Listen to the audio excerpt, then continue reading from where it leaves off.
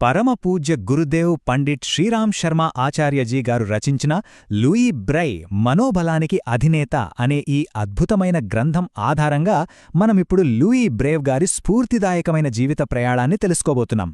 ఇది కేవలం ఒక కథ మాత్రమే కాదు, మనోబలానికి, అచంచలమైన విశ్వాసానికి ఒక గొప్ప నిదర్శనమన్నమాట. అవును కదా, మన జీవితంలో కొన్నిసార్లు ఇలాంటివి జరుగుతూ ఉంటాయి. అసలు ఎందుకు జరిగాయో కూడా మనకర్థం కాదు. దేవుడి శక్తిపైన, ఆయన న్యాయంపైన మనకున్న నమ్మకం కూడా ఒక్కోసారి సన్నగిల్లిపోతోంది.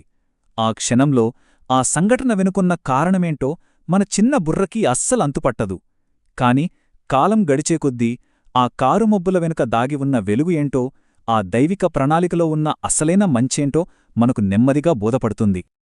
సరే, మరి కథ ఎక్కడ మొదలవుతుందంటే ప్యారిస్ దగ్గర్లోనే ఒక చిన్న ప్రశాంతమైన పల్లెటూర్లో. అక్కడ లూయీ వాళ్ల నాన్నగారుండేవారు. ఆయన ఒక మామూలు తోలుపనివాడు. తన చిన్న పనిశాలలో గుర్రాల కోసం చాలా అందమైన కళ్ళాలు, జీనులు తయారుచేస్తూ కుటుంబాన్ని పోషించుకునేవారు. ఇక మన చిన్నారి లూయీ ఉన్నాడే, తండ్రి పక్కనే కూర్చుని ఆయన చేతిలో ఆ తోలు ముక్కలు ఎంత అద్భుతంగా రూపుదిద్దుకుంటున్నాయో కళ్లార్పకుండా ఎంతో ఆసక్తిగా గమనిస్తూ ఉండేవాడు. అదో ప్రపంచమతనికి. అలాంటి సమయంలోనే ఒక్క క్షణంలో ఆ చిన్నారి జీవితం ఊహించని మలుపు తిరిగింది. ఒకరోజు తండ్రి లేని సమయంలో ఆ పిల్లాడు ఒంటరిగా వర్క్షాప్లోకి వెళ్లాడు. తండ్రిలాగే తానూ ఏదో చెయ్యాలనే కుతూహలంతో ఒక పదునైన పనిముట్టుని చేతిలోకి తీసుకున్నాడు. అంతే, ఆ పసిచేతులతో గట్టి తోలుముక్కను కోయడానికి ప్రయత్నించాడు.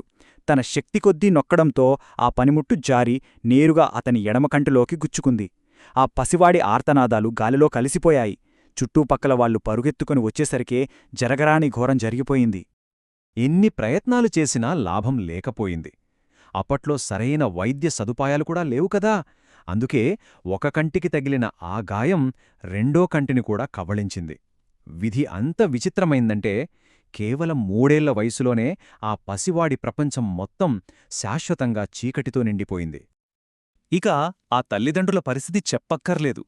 కన్నబిడ్డ భవిష్యత్తు మొత్తం చీకటైపోయిందని, తన జీవితాంతం ఇతరులపై ఆధారపడి బతకాలని వాళ్ల గుండెలు తరుక్కుపోయాయి. కాని ఆ దుఃఖంలోనే వాళ్లు కుంగిపోలేదు. ధైర్యాన్ని కూడగట్టుకున్నారు. తమ బిడ్డకు చూపు మాత్రమే పోయింది, ఆత్మవిశ్వాసం కాదు అని నిరూపించాలని, వాడిని ప్రయోజకుడిని చేయాలని ఒక గట్టి నిర్ణయం తీసుకున్నారు. చూడండి, లూయీ జీవితంలో చీకట్లు కమ్ముకున్నాయి. కాని అతని తల్లిదండ్రులు విశ్వాసమనే ఒక దీపాన్ని వెలిగించారు. మరి ఆ వెలుగు అతని అంతరంగాన్ని ఎలా ప్రకాశవంతం చేసిందో ఇప్పుడు చూద్దాం. పరమపూజ్య గురుదేవు పండిత్ శ్రీరామ్ శర్మ ఆచార్యజీగారు ఎప్పుడు చెప్పే ఒక మాటుంది. జీవితంలో పెద్ద కష్టమొచ్చినప్పుడు మన ముందు 2 దారులుంటాయి. ఒకటి విశ్వాసం లేని దారి. ఆ దారిలో వెళ్తే నిరాశ, ఏడుపు, భయం తప్ప ఇంకేమీ ఉండదు. మరొకటి అచంచలమైన విశ్వాసమున్న దారి. ఈ దారిలో ఎంత పెద్ద కష్టాన్నైనా సరే చిరునవ్వుతో దాటేయొచ్చు. ఆ తల్లి తన కుమారుడు ఆ మొదటి మార్గాన్ని, అంటే నిరాశ అనే మార్గాన్ని ఎంచుకోకూడదని తపించింది. ఈ అంధకారం అతనిలోని విశ్వాసాన్ని మింగేయకూడదని భయపడింది. అందుకే వెంటనే వాళ్ల ఊరిలో ఉన్న ఒక పూజారిగారి దగ్గరికి ఆధ్యాత్మిక విద్య కోసం పంపింది. ఆ తల్లి తీసుకున్న ఆ ఒక్క నిర్ణయమే లూయీ జీవితానికి ఒక గొప్ప వరంలా మారింది. ఆ పూజారిగారు బైబిల్లోని మంచి మంచి కథలను ఎంతో సరళంగా, శక్తివంతంగా లూయికి చెప్పేవారు. ఆ కథలు మెల్లగా లూయి హృదయంలో ఒక కొత్త ఆశను చిగిరింపజేశాయి. దేవుడు చేసే ప్రతీ పని వెనుక ఏదో ఒక మంచి ఉద్దేశ్యం ఖచ్చితంగా ఉంటుందనే నమ్మకం అతనులో బలపడింది. ఇక చూడండి, నెమ్మదిగా అతనులోని ఆ బాధ, ఆ విషాదం అన్నీ మాయమైపోయి మళ్లీ పసిపిల్లలకుండే ఆ ఉల్లాసం, ఆ సంతోషం అతనులో వెల్లివిరిశాయి. సరే, ఇలా ఆధ్యాత్మికంగా బలాన్ని పుంజుకున్న లూయి ఇప్పుడు తన తర్వాతి ప్రయాణాన్ని మొదలుపెట్టాడు. అదే జ్ఞానాన్ని సంపాదించే ప్రయాణం.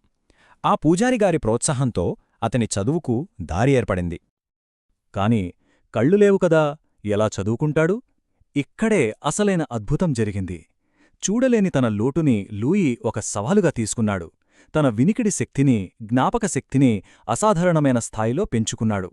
క్లాస్లో టీచర్లు చెప్పే ప్రతి మాటను ఎంతో శ్రద్ధగా వినేవాడు. పాఠాలను పూర్తిగా తనలో నింపుకునేవాడు. ఎవరైనా ప్రశ్న అడిగితే ఎంతో ఆత్మవిశ్వాసంతో సమాధానం చెప్పేవాడు. అలా తన లోపాన్నే ఒక గొప్ప శక్తిగా మార్చుకుని అందరి ప్రేమను సంపాదించుకున్నాడు. అతనిలో జ్ఞానం మీద ఉన్న ఆ దాహం అతన్ని ప్యారిస్లోని ఒక పెద్ద సంస్థకు చేర్చింది. అక్కడ ఏకంగా 9 సంవత్సరాలు చదువుకున్నాడు. చరిత్ర, భూగోళశాస్త్రం, గణితం ఇలాంటి కష్టమైన సబ్జెక్టులన్నింటినీ కేవలం వినడం ద్వారానే ఆపోషణ పట్టాడు. ఆలోచించండి, ఎంత గొప్ప విషయమో! అతని అసాధారణమైన ప్రతిభను చూసి ఆ సంస్థ వాళ్లు ఆశ్చర్యపోయి అతన్నే తమ దగ్గర ఒక ఉపాధ్యాయుడిగా నియమించుకున్నారు. చూడండి, గొప్ప గొప్ప ఆత్మలు కేవలం తమ సుఖం గురించే ఆలోచించరు. వాళ్లు తమ జీవితాలను సమాజసేవకే అంకితం చేస్తారు. లూయీ బ్రెయిలీ కూడా సరిగ్గా అలాంటి ఒక గొప్ప ఆత్మే. అతను ఒక ప్రశ్న వేసుకున్నాడు. నేనింత కష్టపడి నేర్చుకున్నాను, కాని నాలాంటి మిగతా వాళ్ల పరిస్థితి ఏంటి? వాళ్లు కూడా తమంతట తాము చదువుకోవడానికి, రాసుకోవడానికి నేను ఎలా సహాయం చేయగలను? తనలాంటి ఎందరో అందుల జీవితాల్లో జ్ఞానమనే వెలుగుని నింపాలనే ఒక తపన అతనిలో మొదలైంది. వాళ్ల నిస్సహాయతను చూసి అతని మనసు కలచివేసింది. ఆ బాధనుంచే మానవాళికి సేవ చేయాలనే ఒక గొప్ప సంకల్పం పుట్టింది. అంతే, ఆ రోజు నుండి అతని జీవితం మారిపోయింది. పగలంతా విద్యార్థులకు పాఠాలు చెప్పేవాడు, రాత్రైతే చాలు తన లక్ష్యం కోసం అహర్నిశలు శ్రమించేవాడు. తన ఆరోగ్యాన్ని, నిద్రను కూడా పక్కన పెట్టేశాడు. ఒంటరిగా కూర్చుని కాగితంపై చుక్కలతో రకరకాల నమూనాలను సృష్టించేవాడు. వాటని తన స్నేహితులతో పరీక్షించేవాడు. వాళ్ల అభిప్రాయాలు తీసుకుని దాన్ని మరింత మెరుగుపర్చేవాడు. అలా సంవత్సరాల తరబడి చేసిన కఠోర సాధన ఫలితంగా బ్రెయిలీ లిపి పుట్టింది. మరి అతని ఆ అవిశ్రాంత శ్రమతో పుట్టిన ఆ అద్భుతమైన ఆవిష్కరణ ఈ ప్రపంచాన్ని ఎలా మార్చేసిందో దాని ప్రభావాన్ని ఇప్పుడు చూద్దాం. నిజంగా చెప్పాలంటే బ్రెయిలీ లిపి అంధుల జీవితాల్లో ఒక విప్లవాన్నే తీసుకొచ్చింది. అది వాళ్ల చేతివేళ్లకు కళ్లనిచ్చింది.